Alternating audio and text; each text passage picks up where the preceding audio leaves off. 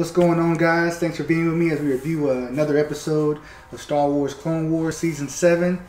We just wrapped up the first arc, I guess, of this final season, and this last episode was probably my favorite of the four there.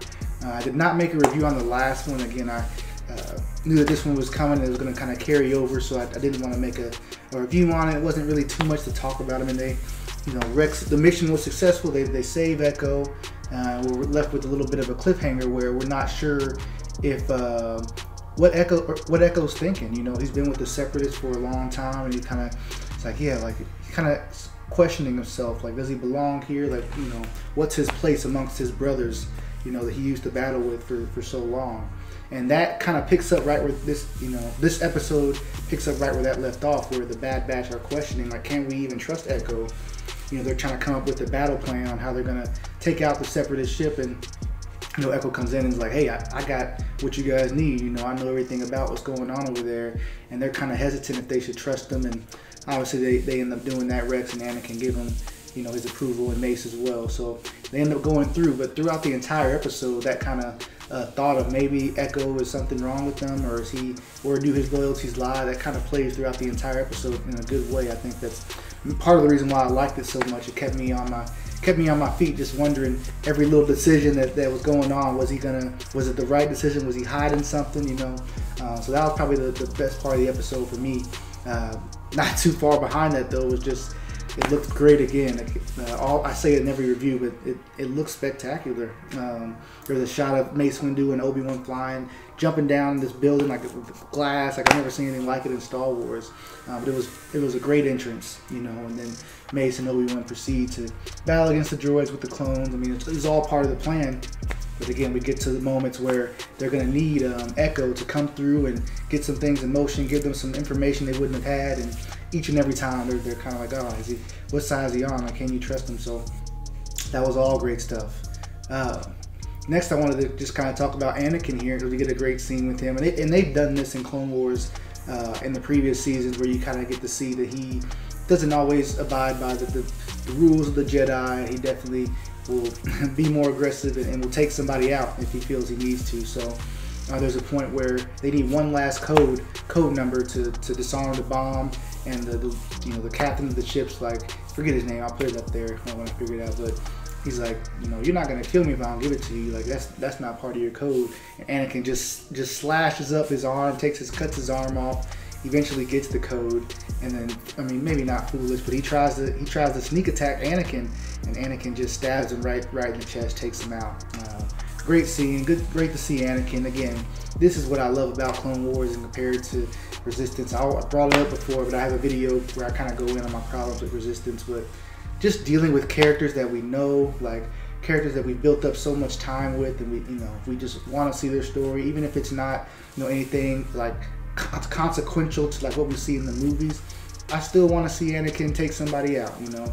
I still want to see, you know, Rex, and eventually I'm sure we're going to see like Padme and all these other characters. Like, that's stuff that we want to see, and I don't want to get too sidetracked, but I love that Clone Wars has come back and is letting us see some more stories with characters that we all love and care about. So at the end of this episode, we get to see Echo kind of make a decision. The Bad Batch kind of give him an invitation, like, hey, you know, you may not fit in with the regular clones anymore, and if you ever feel like you're just feeling left out, you know, you can always come to us.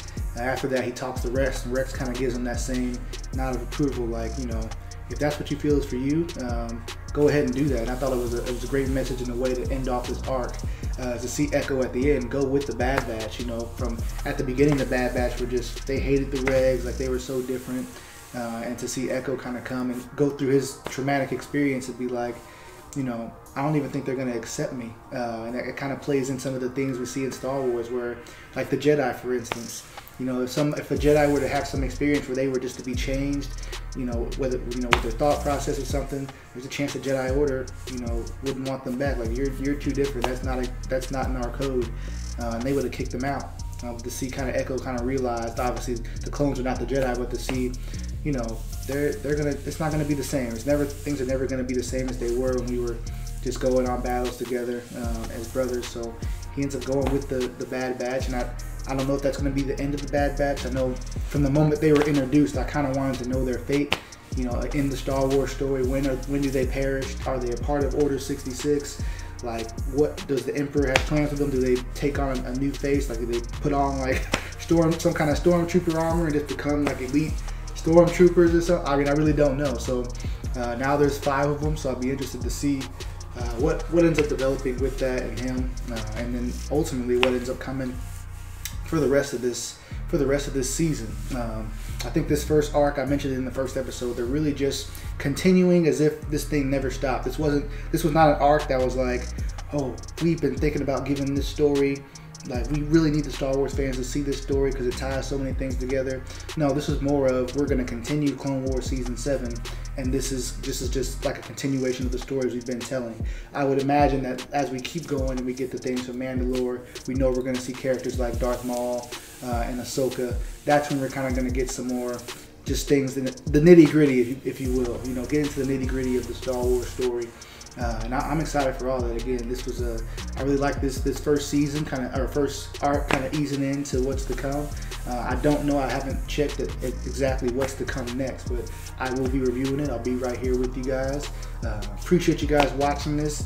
Again, this is my first time kind of doing the face-to-face video for these Clone Wars episodes, so let me know in the comments which one you prefer. If you prefer the full screen of just shots of the episode and clips with my voice in the background, or you prefer me here talking about it with you guys with the clips kind of just in the corner here. So please let me know about that in the comments. Again, anyone that watches this, please like and comment. That helps me out so much, knowing that you guys, you know, are engaged and even care that this video is out there. So, and it lets me know that I need to continue to make them. So thank you guys for watching.